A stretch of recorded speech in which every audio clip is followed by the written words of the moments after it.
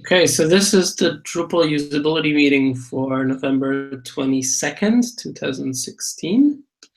And we plan to talk about inline form errors, media library, and the moderation states. And disabling moderation, that's the plan so far. So let's start with inline form errors. Yeah, so you already mentioned that it's under consideration for removal from core. It also has a very long history.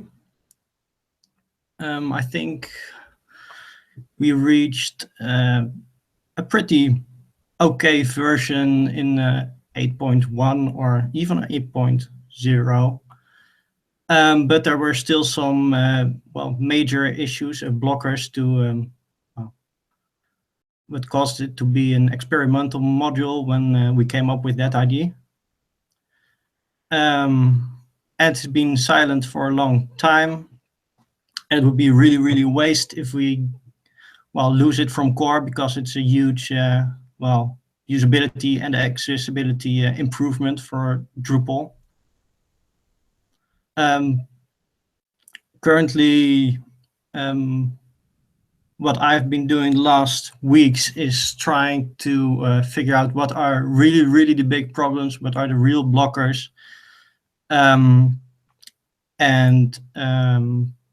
Recently, Webchick, I think, asked you guys to also give it another review. Is it really usable like it is right now or not?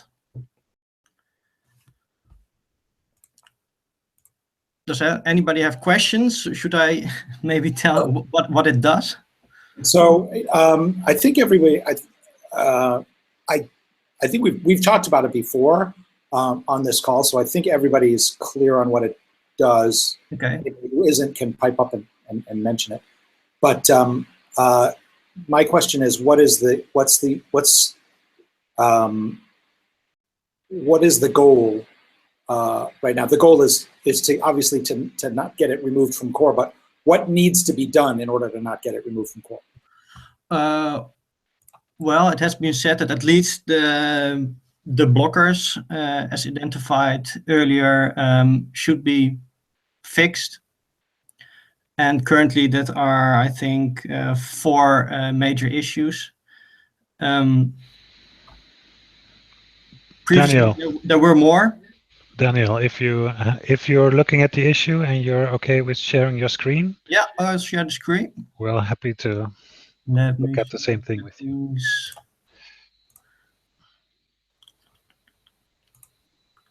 Share screen. Yeah, here it comes.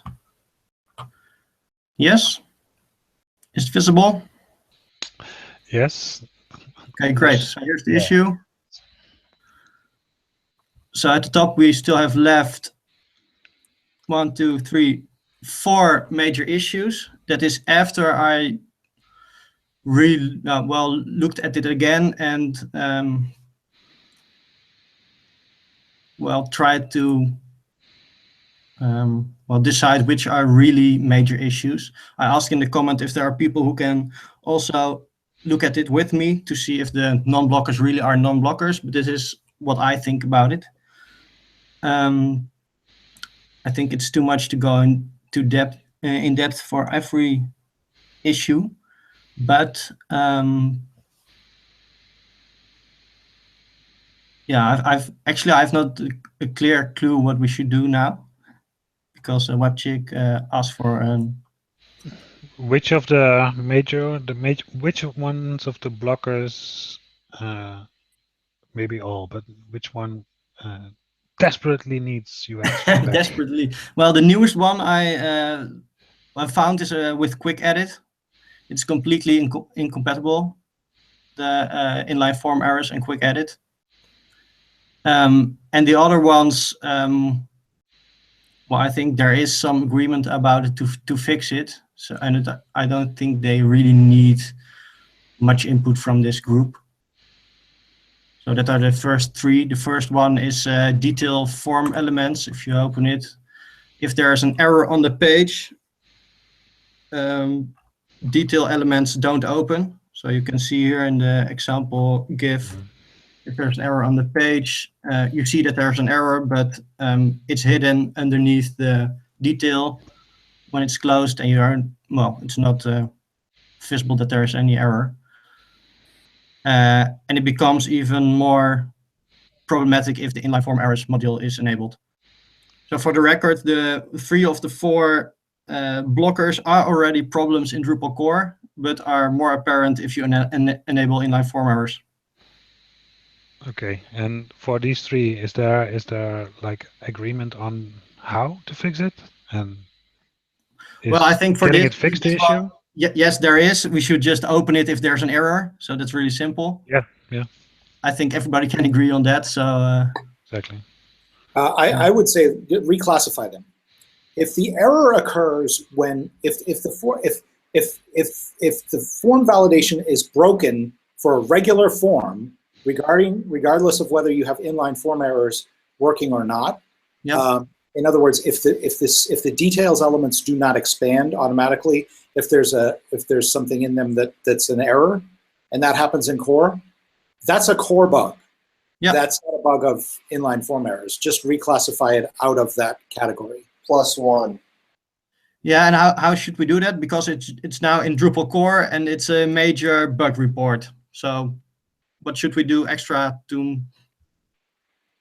highlight that it is a bug in Drupal core and not especially for inline form errors? This is open in the form system, not in inline form errors, so I think it's classified fine. Yeah. Because it's an existing problem. The problem with inline form errors is you don't even get the summary error at the top, right? Well, at the top, instead of the message, you get an anchor link to the problematic field, and that, of course, doesn't work if it's closed. Yeah. So it does the problem itself is much more obscure than. But yeah, the issue is I think it's classified fine with the form system as it is. Okay. So it's well, down to and not usability questions. I get there. Sorry? So this is now down to technical issues and not usability questions. This single issue. Okay. That was a question. Well, I think so. If we can all agree that it should just open, so there's consensus about that. Yeah. Okay. Well, yeah, and the second, actually, the last comment was that we should postpone it on this second problem, which is a request to add an extra property to the render array so that we can know that there are errors and on grouping elements, for example. Right. This is the systematic fix for letting a parent be able to show that something this is just an wrong addition beneath. so that every render element knows about their children that there are errors. So it opens up a lot of possibilities to create more advanced render elements that show better errors in case of there are somewhere up the tree some problems. So should the first major issue be postponed on this one? Yes, it should. Is it? It didn't update it, I think. But that last one sounds more like a feature request than a bug.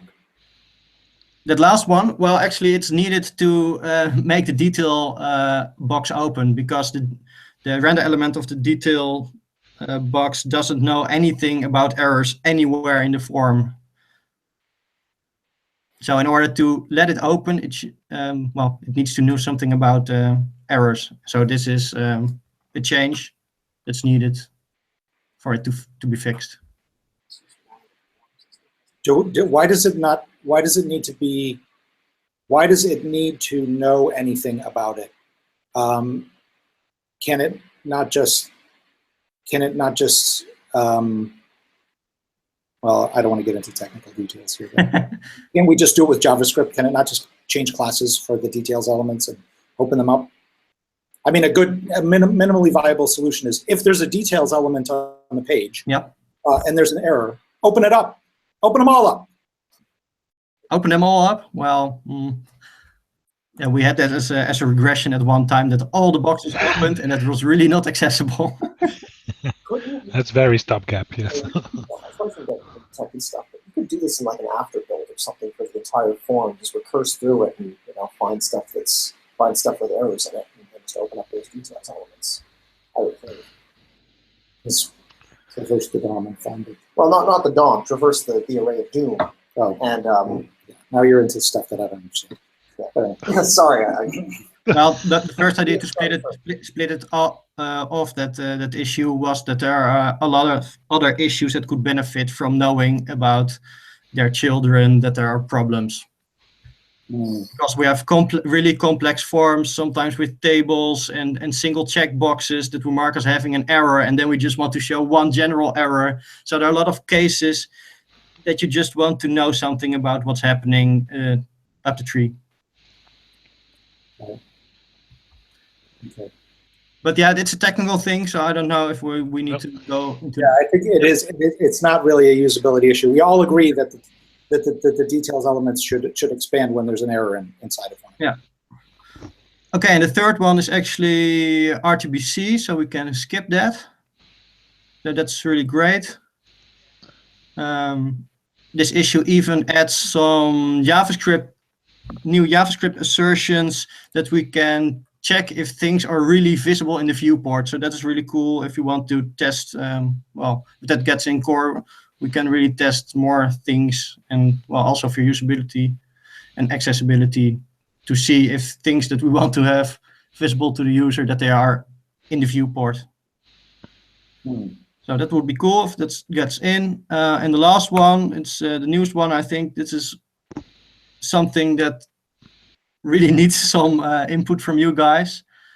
It concerns the quick edit feature. So as you can see here, some examples, the title field here at the top. Well, if there's a problem there with inline form errors turned on, it just says one error has been found, title, and then nothing. Normally there would be an inline form error somewhere underneath the field, and at the top of the page there will be a summary with all the anchor links to the problematic fields, and that just doesn't work here.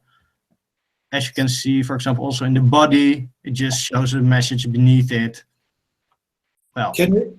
But so yeah. my thought on that is, edit is a special case with a lot of complexity to it. Yeah. Can that just not be made a separate? Can you not? Is there a way to programmatically disable inline form errors for edit module, for quick edit module, so that it just, you don't get it for quick edit, and then we could, if somebody wants to deal with the problems and add it for quick edit at a later point, they could do that.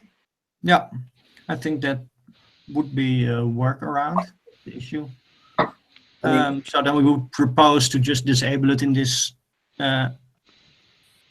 issue and make a follow-up to improve it, for example, but that's not major. Yeah. Yeah, what does quick edit do without? So what does quick edit do for errors without inline form errors? Interesting question. That's also already pretty problematic. I can show you demo if you want. So this is, I'll just disable the module and give you a quick demo. Is it done? Yes, it's uninstalled. So for example, on my test site, I have a node with a really nice Mario image here. And if I enable quick edit, and for example, just remove the title here and navigate away. Hey, this is interesting. Apparently it was fixed. Sorry? So that's with inline editing, inline errors enabled or disabled? Disabled, because here see the difference. Here you just see the message, what's the problem, and if it's enabled, you see just a reference to where the error should be message would be. Right. Yeah. So, If there would be a form element on the page, but there's no form element. That's interesting. yeah, so it's already pretty interesting that, well, the styling is completely off. It's much bigger than if you have a problem somewhere else. For example, I think I made this required. Yes, see the differences between those? And they stay in view, even if here, remove this one, and then go back. We even have more overlaying errors and form elements in this bubble that aren't really needed anymore when the focus is on another field. Yeah. So actually, this is in 8.3, not really nice. Right. I know what that's because I think that's because we stack up all of the changes before they all get submitted at once. They go into local storage. So every single form field has an error. Those fields are not, they're ephemeral, they're not permanently saved into the database yet. They're not permanently saved until you click save underneath this error box. Yeah, so this is only slightly better than inline form errors, but pretty bad. Yeah. Yeah, but I think the case can be made that it's still bad to make it worse with inline form errors, so disabling them here would make sense, especially that inline form errors assumes that the form element will be available, but in Quick Edit it's just not going to be available because it's validated after the form element goes away. So I don't think there's going to be a situation when the form element is still there. Yeah. Sorry, I didn't follow. Could you repeat that? Well, so inline form errors assumes that the form element is there so that it can put an anchor to the element. Correct. But Quick Edit validates the value once the form element is gone, right? So there's never going to be a situation where you still have something. Actually, what it looks like for me is when you enable Quick Edit, there is already a field element here. And if I make a change here and then click on another one, I think it's still a form element. Not 100% sure, but so yeah, I think it's still a form element. Okay, because there's an error. Okay, I see.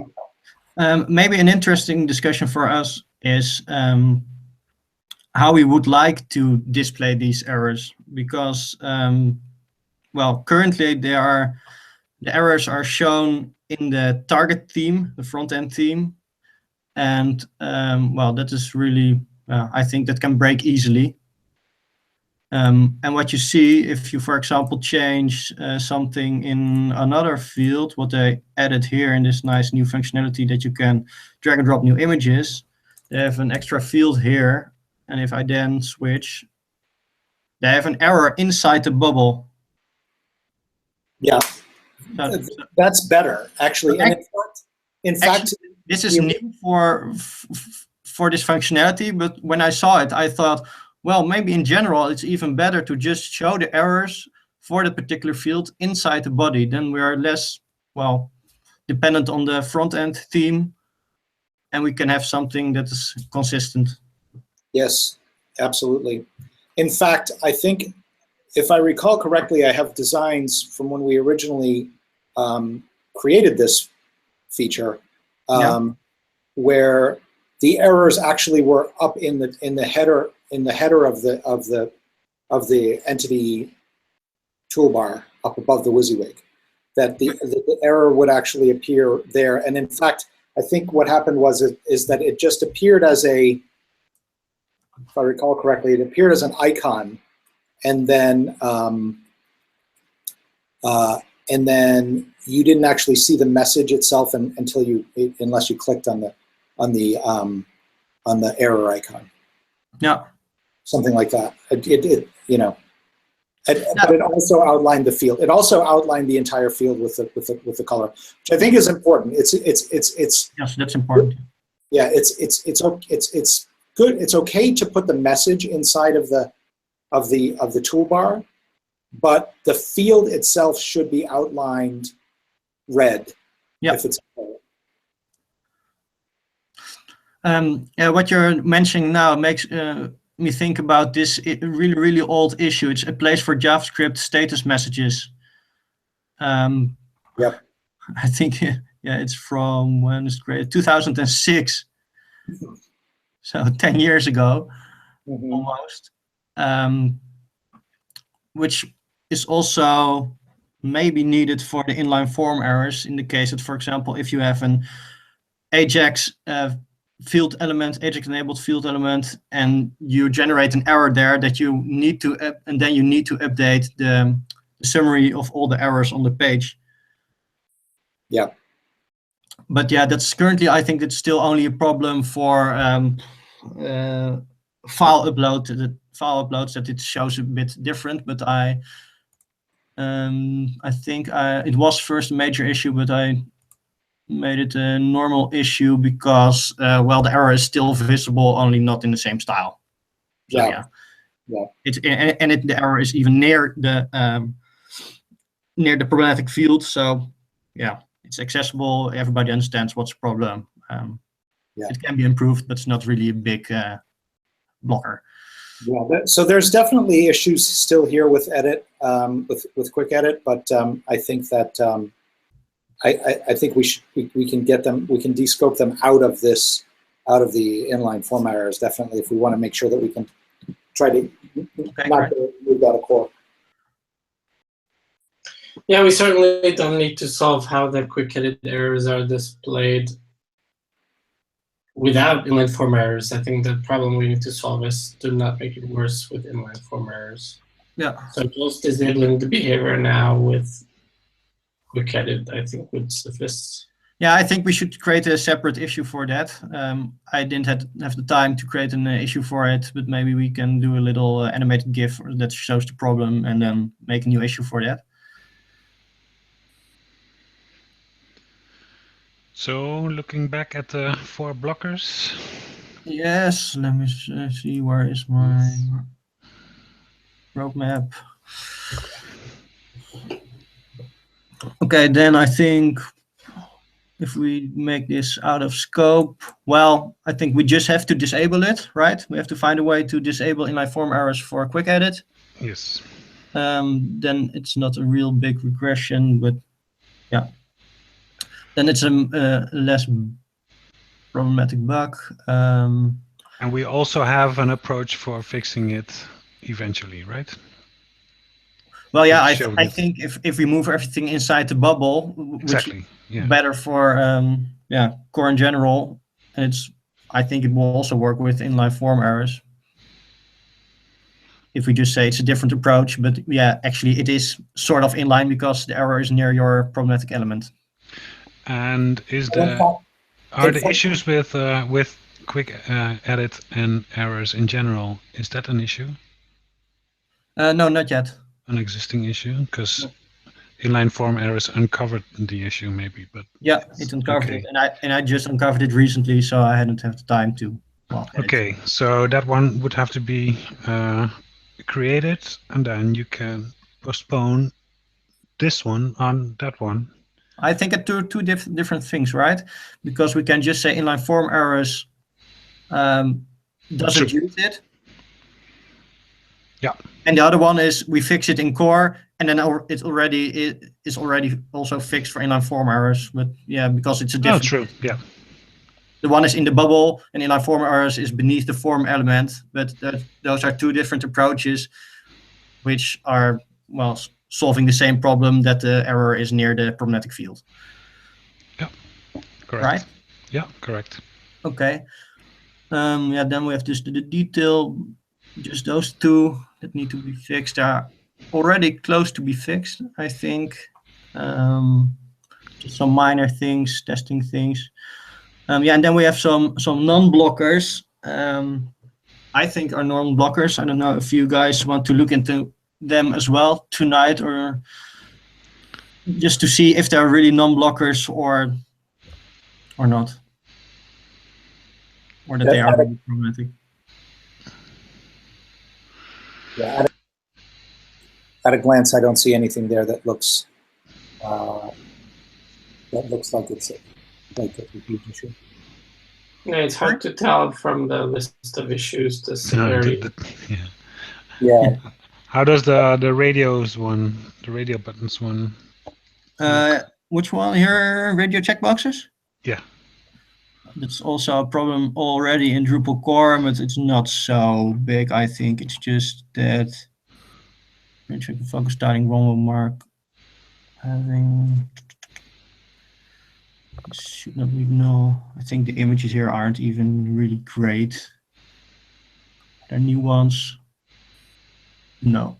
I think I have a test here. Okay. Our style form. Just give me 1 second. Just let me submit this form. This test form. Oh, nice test form with a lot of errors. Do I have some checkboxes? Yeah, here are the checkboxes, and if you click them, you see that the styling is a bit strange. But it's just ugly. Okay. It's not problematic. Right. Correct. Okay. Can you zoom out a little? I can't see that. You're off the edge of the screen. Okay, sorry. I'll bring it into view. I hope. No, you've got to you have to shrink. physically move the window over. Yeah, good with the tiling window manager. I guess. There you go. Yep. Oh yeah, it's just ugly. Yeah. And Okay. That's not breaking. it's not breaking, but as you see, checkboxes and radios, well, they are problematic now, but they are not highlighted. So I think that is in general a problem in Drupal core, that you cannot see if checkbox or radio field has problems until you click one of them, then you see them highlighted red. Okay.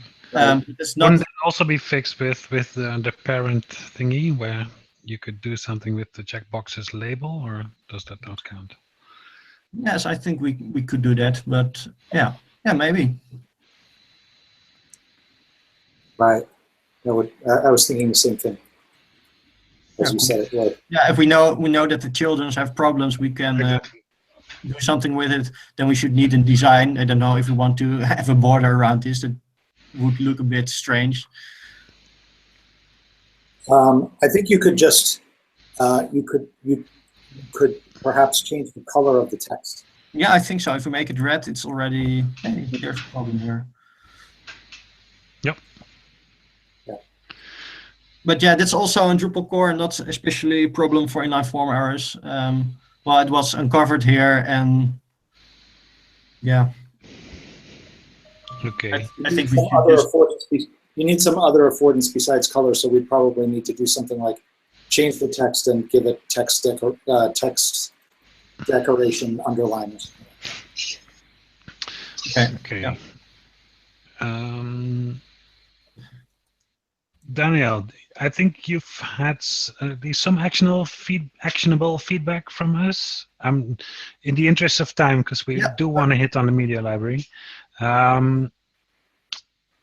Let us know in the Slack channel if when you've created the follow-ups or reclassified any existing issues, and if you've done that, then we can follow up with our input agreements, or like saying yes, we also think it should be out of scope for removal of IFE, etc.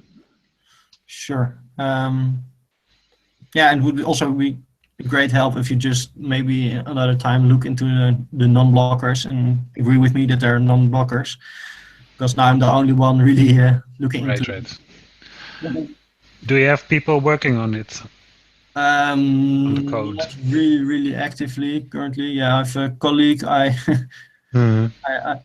try to involve that is helping me a bit. Well, yeah, and there's Mark. Currently, there are just people talking and giving a bit more exposure to the problem, but not really actively fixing things currently. Some people are testing. Yeah, I think there's not enough happening. So yeah, I still fear that it will be removed in 3.x, unless we can really say it's good enough. Yep. And in general, I think if a client comes to me, is this good enough to use in production? I say, yes, it's good enough. So, yeah. As an objective bystander. Other people have said it as well. Look Oh at yes, many people. Yeah. Okay. So yeah, and And Mark, yes, Mike. Yeah. he just creates more exposure, but Yeah. Okay. Okay. So if you guys have tips to speed this process up, I would like to hear it. But Yeah. Yeah, visibility.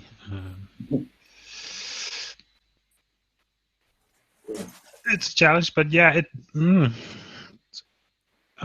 there's a couple of camps coming up, right?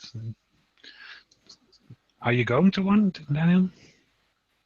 well, the first one I will attend is the next Dev Days, I think. So Okay. Okay. And what Yeah, about if the there's- idea? if there's friends in the Netherlands, I can join, but during the weekends. Or And what about the idea about doing the UX day, the Sprint UX day? Yeah.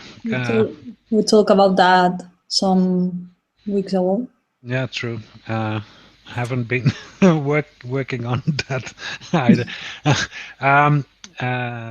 But yes, we picked a date for December 9th to possibly have a UX sprint. It would definitely be a good topic, and see if we can have more people power through these issues. Cool. Let's do that. Can Yeah, we let's move just on? try and make that happen. Yeah. cool. Let me share my screen and I can.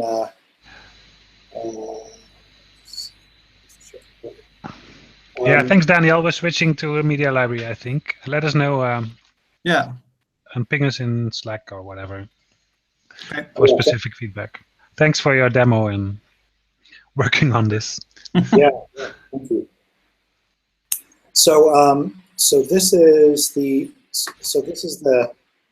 Are you guys seeing this now? Yep. Yeah. So this is the prototype, and I noticed that Balazs has made some changes to make this look more like 17 in a couple of places, which is cool. So he's continuing to work on it. So I talked to Adam, who's here, who's going to be in Berlin at the Sprint, working on this a little bit, and I was concerned about stuff like getting these like cool affordances and things, or making sure that this is all like Flexbox.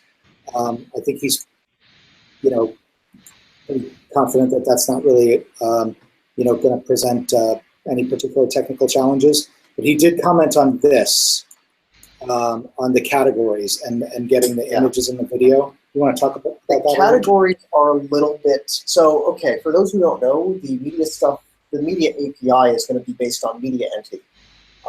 And the reason the categories are a little tricky is because media entity does not assume that, it doesn't make many assumptions about what media actually is. So the categories kind of are arbitrary, whereas to media entity exposes different bundles, media bundles. So that's similar to like node types, essentially, where like one media bundle is like image, there could be video, document, tweet, Instagram. These are the things Lightning has. And Lightning isn't really assuming, or media entity doesn't really assume that any of these belong to specific categories. So I'm not really sure how technically that would work, and really kind of how to do it. Like one option, of course, is that like it's sane to assume that that images and videos are kind of how people will think about media. But I think what I'm just getting at is we have to be really, really careful about making assumptions regarding what media is. So there's And, like there's a technical issue in that we were assuming that you could maybe just have a taxonomy of things, but media entity has already grouped things into certain kinds of, in a certain way using these bundles.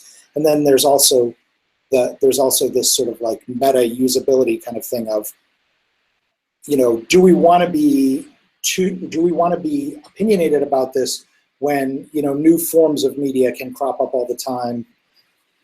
yeah, I would say err not on the side of being opinionated, because like I could see, you know, some crazy media manager somewhere being like, oh, well, you know what? I want tweets that have images attached to be considered images.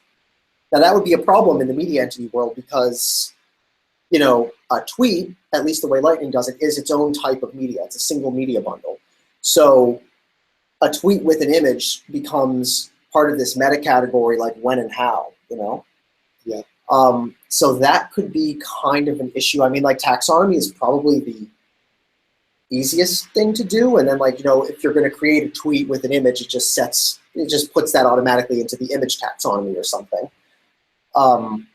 So, I mean, that's like an option, but it's just sort of like categorizing media in a way that makes sense to users may not make sense to the machine. And we have to find a way to bridge that. That's what we do. Oh, I know. I'm not doubting anybody's ability. I'm just No. No. But so it's mostly a consideration of should we make this part of the MVP, right? I think for starters. Yeah, that's what this raises for me. Is that this is perhaps because of the complexities involved and the questions that it raises, perhaps not something that should be in the MVP. I would agree with that because media entity itself is very flexible. So this is, if we decided to use taxonomy or add an additional field to media types, this is something we could bolt on later, I think. I mean, I don't want to be 100% certain about that. Giannis would have the final say, but I think that this is something we could definitely revisit. I think, honestly, like just giving people the ability to filter by their media bundles, chances are they won't have that many, would be more than enough for a good long while. Yeah, that was going to be my question. Can we at the least then filter by file type? Or well, that raises something else right there. Is you're assuming that all media has a file attached, which in media entity that is not necessarily true. Like any given media bundle is going to have one of. Why is it called media entity? It has media. Well, no, it isn't. Yeah, that's right. That's the thing. It's not like that's like the traditional assumption is yes, but I mean in media entity land, a tweet can be media, an Instagram can be media, a freaking Facebook post could be media, a YouTube video could be media. It can be any resource. Right. And media entity out of the box does not store anything about it. Does not know it's a Facebook item? Out of the box, no, it wouldn't. It would not have any real way of knowing that. Like media entity core by itself would not. It just defines the entity type and says, well, all media entities have to conform essentially to this interface. Okay, only the generic container fields. Correct. Blah blah. Yeah. Yeah, but that being said, then you create like a type plugin for Facebook posts. Because it's using like plugins as bundle controllers essentially. So you have like a type plugin for Facebook posts and then a bundle that uses that type plugin and that becomes a Facebook post. It's a media entity of the Facebook bundle. Right. So I think the question that arises for me is how many are there going to be?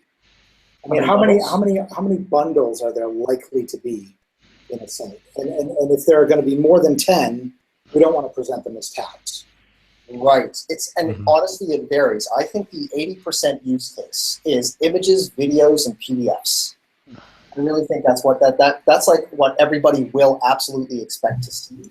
Yeah, it will be 5 and then 12 and then 27.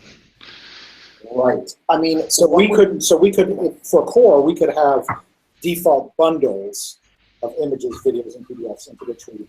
Right. But then other people could add their own bundles if they wanted.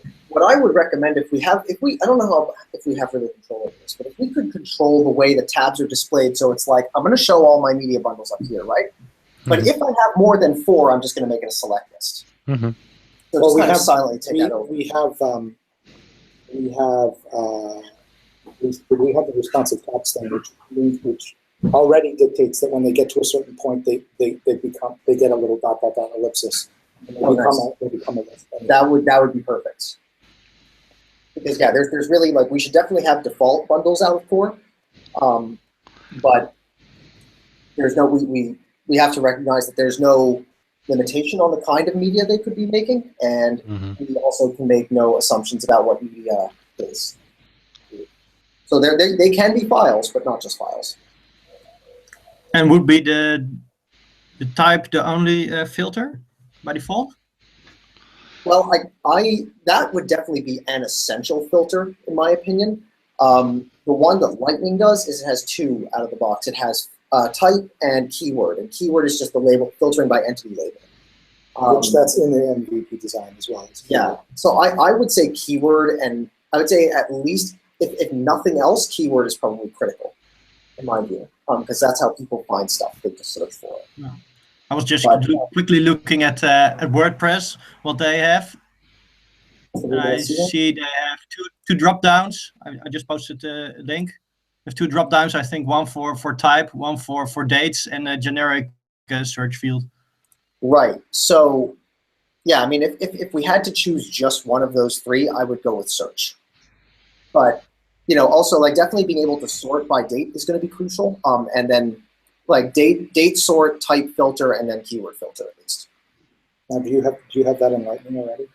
We only have type and keyword. We don't have date filter yet, or date sort. No, we didn't put that in. I think actually what we do in Lightning is we by default sort newest first. We don't expose the sort, but the view is just a view. So the site builder could add that. It just doesn't come out of the box. Expose it if they wanted to. Exactly. But can't we cover the tagging in one search field, that we maybe have some compound thing? Because yeah, I think maybe the tags are very nice for well-educated editorial teams, but well, people who just start out with maintaining their website will just drop in images of videos and stuff and will never tag it. In my experience, even medium-sized website maintainers do that. Yeah. They'll search by like the inexperienced will search by keyword and thumbnail. Is what I think.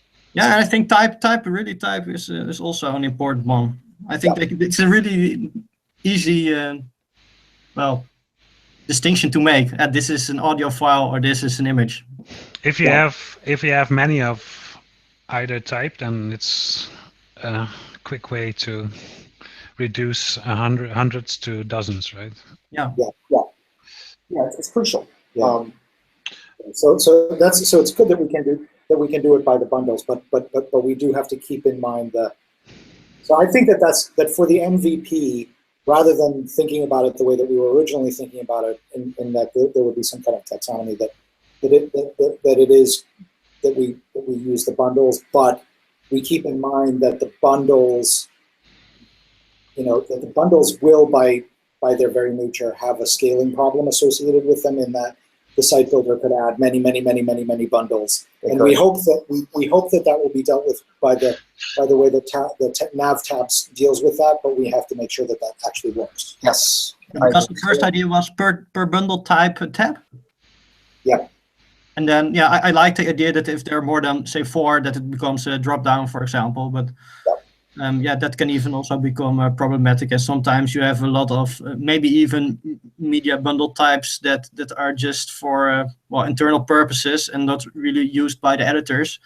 So is it too much to ask to say, okay, I want to show these on my filter, or maybe it's something for Contrib that can be done? Because I can remember from the media module in Drupal 7, you can sometimes say, I want to show these tabs, or I want to show these things in my browser.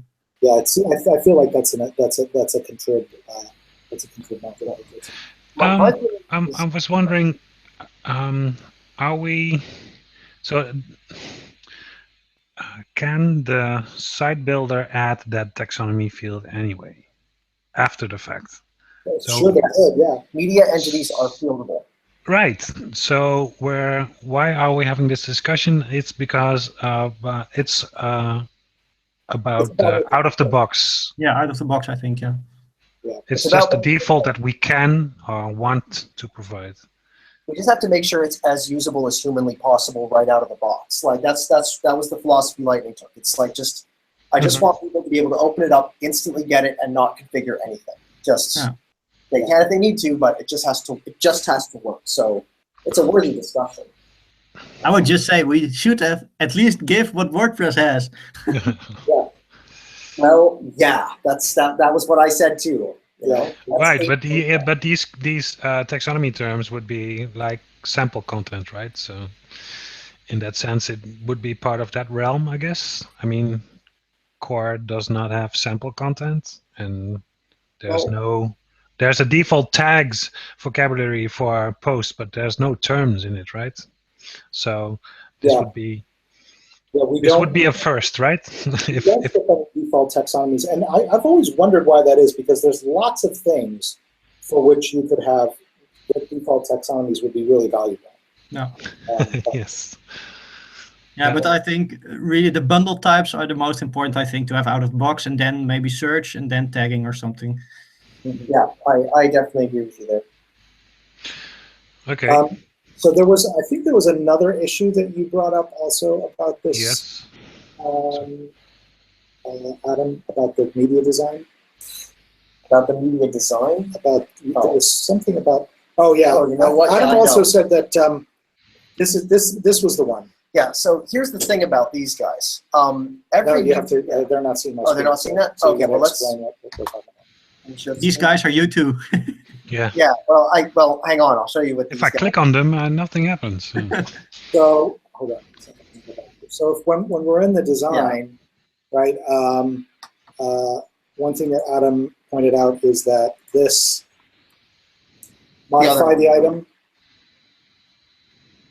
Which one? The one where we have the multiple. Crop interface. That's not MVP. No, not this one. Not this one. Oh, and I don't think that we made the modify multiple MVP either.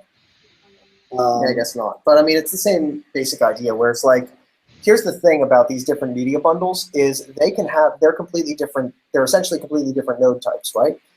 They're not nodes, but they're analogous. So they can have different sets of required fields. Now, if in this workflow, you are only asking people or giving people the opportunity to change the required fields, then you can't assume it's going to look uniform if you're allowing them to select more than one. Why is it a separate button, the modify? Can't we have something on the thumbnail itself? Yeah, that comment was already made, but it hasn't been updated yet. The truth is, this is the one I was talking about, where it's like this is kind of assuming that both of these medias are of the same type, and therefore have the same set of fields and the same set of required fields, and that's not an assumption we can safely make. I'm also, I mean, in all honesty, I'm a little bit ambivalent about the modify items at all. I'm not 100% sure that it should be possible to edit your media things directly from the library. Like, I feel like that's sort of scope creep a little bit. And at least, or at the very least, I don't think it's MVP. I think just allow people to go edit their media items the way they would edit nodes. So okay, so you see this list of things and you see something you want to edit. Now what do you do? Well, this is the thing. This entire thing to me is an inline selector. This is the kind of thing where it's like, okay, I want to embed media in CK editor, or I want to select an image for my image field or a file for my file field. This is not the same thing as going to, admin/content/media and seeing a table, like just a traditional table of all the media in your system. So what's the table? Design for yet. We do. Oh, we do?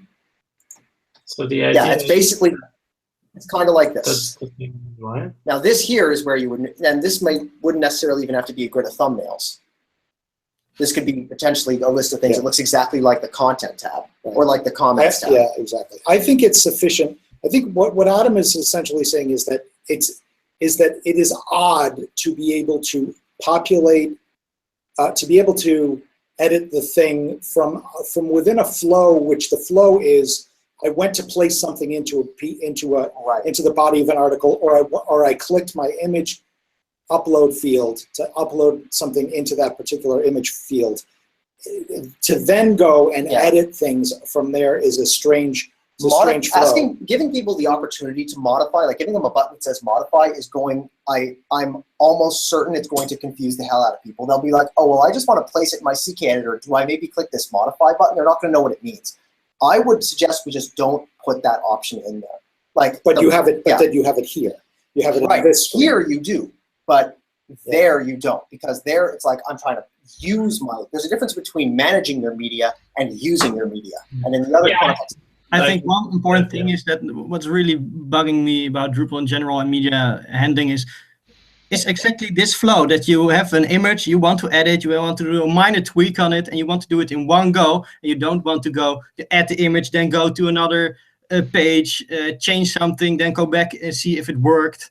Right. How it works right now, and it's really not a nice publisher flow, I think.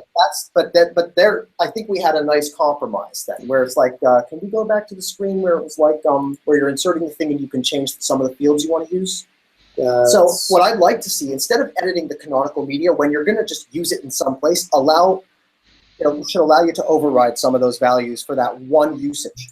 But I think we also should think about how is cropping going to work in this flow. They want to do that in one go, I think.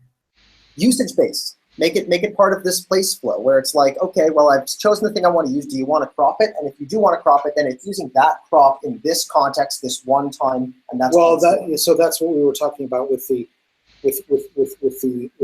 overrides, or the sort of metadata overrides, right, as well. But that also we took out of the MVP. But I think for the MVP, it would be nice if we just and when you add an image and just select that one, that you can just change at least one. The bulk changing of things, I think, is less important for the minimal viable product, because that happens. Yeah, it happens, but not as often as just adding one picture. Right. Yeah, we've already ruled out the bulk change earlier, so we only do change it once. But we do need to at least support providing metadata for new uploads in this flow if we want to let people to upload something new. Yeah. And that has required fields that needs to provide a way to I agree. do that metadata. But you can have without experience. It's essentially this. You can have a screen like this after you've selected things as well, right? After this? Well, I mean, you make a distinction between uploading a new image and selecting something from a library, right? Yep. Okay, so you say for new items, we want to be able to fill in some of these fields, but if it comes from the library, we don't do that. We already have those override fields in a one-off scenario. We have designs for that, but it's not MVP. Okay, correct. Yeah, fair enough. It's not MVP, but yeah, when you're creating, this is exactly what Lightning did. When you're creating a new image or something, all media items at least need a label. You need to fill, like when you're uploading an image, it's going to create a media entity. You need to fill that in. So we used IEF essentially to just present only once you do an upload, it presents you with only the required fields and asks you to fill them in. So I think we should just do that, where it's like if someone wants to add something to their media library, just let them get away with it doing the absolute minimum amount of work. And to me, that just says give them a preview, give them the required fields. That's it. Yeah, and not this double. We don't need to do this multiple items per. For the MVP, we don't have to have multiple items per screen. But for the MVP, it is possible to in one go upload multiple items. I don't know, Gabor, do you know the answer to that? I can't remember where we landed on that.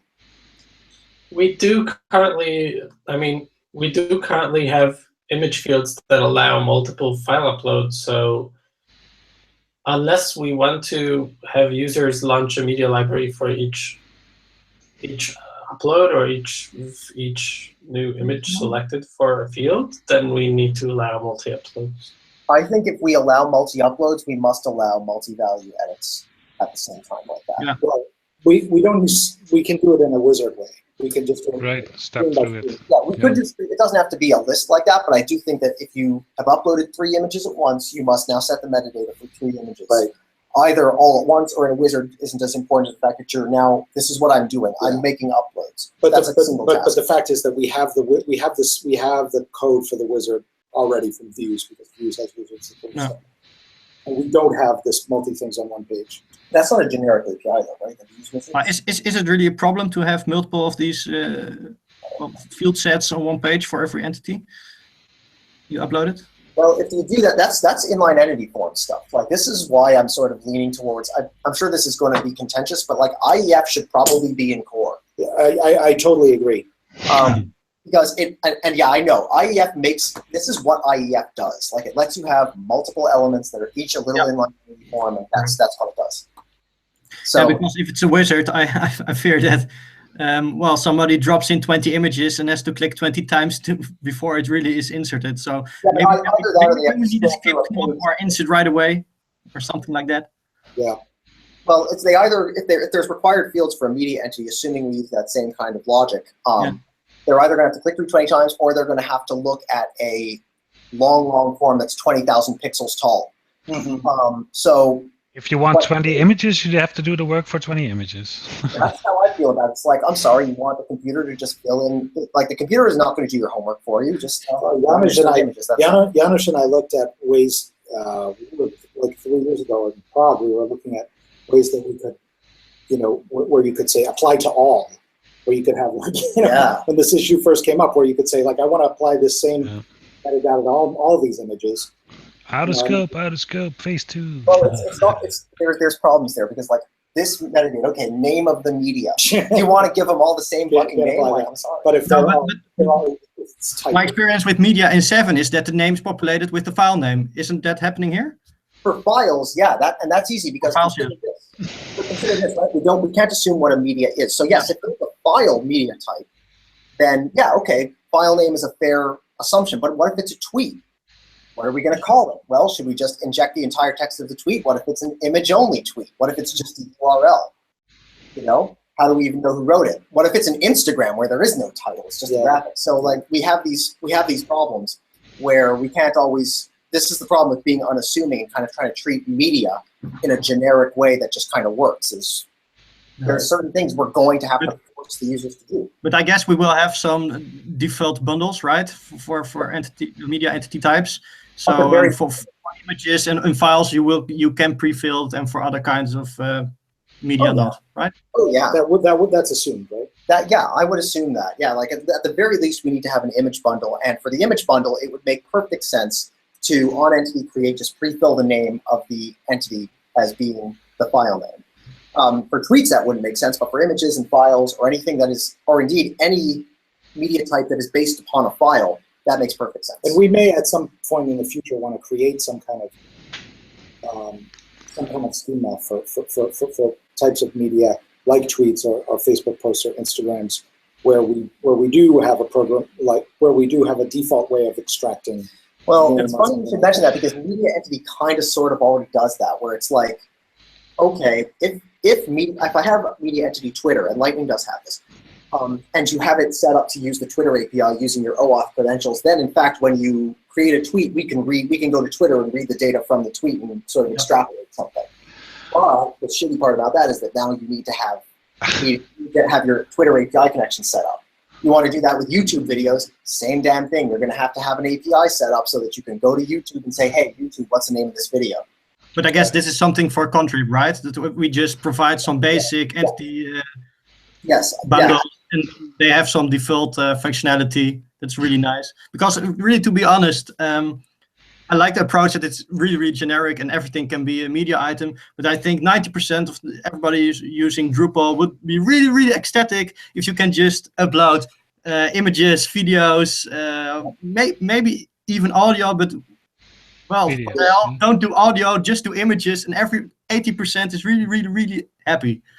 I agree. Images and videos are the two big ones. That's the 90% use case. I swear to God. The fact that we can support tweets and Instagrams is just like that's just good demo stuff. Yeah, that's just choosing which problem to take on. Yeah. Hey, looking. We're past time. What did you get the feedback you need for tomorrow and the coming weeks? If not, where do we put it? Where do you want issue updates or?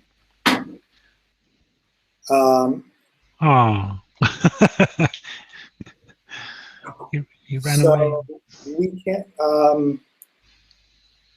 There probably should be some kind of like a sprint plan for the media stuff,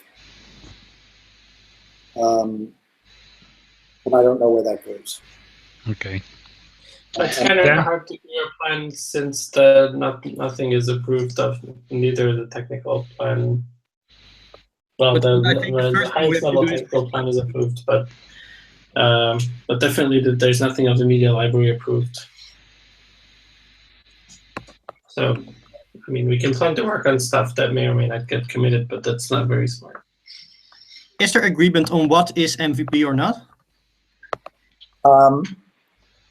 there's a list of things in the issue that are considered to be MVP use cases, and I think that even now that list, based on talking to Adam about what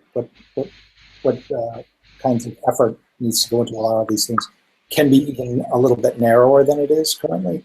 Mm-hmm. But I think that a little bit of work needs to be done. I can jump into the issue and make some updates that clarify, based on our discussions, a much more scoped down MVP, or at least a much more straightforward and clear MVP, because they're based, like I said, they're based on kind of user needs, not necessarily based on specific this piece of functionality from the prototype. And I think some of that explicit language needs to be put in there. Maybe even with actual arrows pointing at things in the prototype on screenshots. Yeah.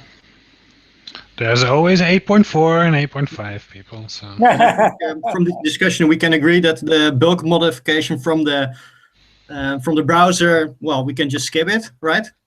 Yes. Yeah. Okay.